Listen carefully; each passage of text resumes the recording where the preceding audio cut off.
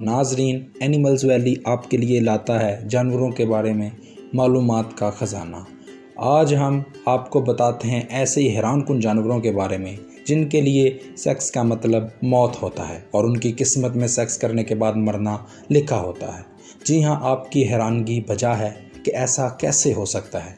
جیسا کہ تمام جانوروں میں کسی چاہنے والے کو ملنا ایک دلچسپ مرحلہ ہے، لیکن اپنے چاہنے والے کو ملنے کے بعد مر جانا عجیب ہے۔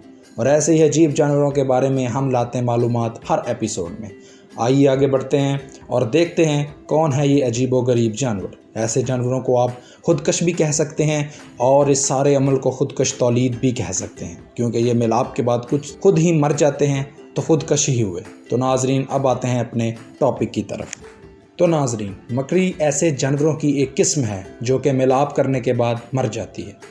مکڑیوں میں نطفہ کی منتقلی کے 2 اعضاء ہوتے ہیں جن کو وہ مادہ کے نطفہ ذخیرہ کرنے والی جگہ میں ایک ایک کر کے ڈالتے ہیں۔ اس کے بعد نر فوراً مر جاتا ہے اور اس کا جسم مادہ کے جنسی اعضاء کے ساتھ لٹکا رہ جاتا ہے، جس کی وجہ سے دوسری نر مکڑیوں کو اس مادہ سے ملاپ کرنے میں دقت پیش آتی ہے۔ بہرحال بعض اسپیشل صورتحال میں مادہ مکڑی اس نر کو کھا بھی سکتی ہے۔ تو ناظرین، ملاپ کے بعد مرنے والے جانوروں کی ایک اور مثال آسٹریلین میمل کی بھی ہے۔ میمل ایسے جانوروں کو کہتے ہیں جو اپنے جانوروں کو دودھ پلاتے ہیں۔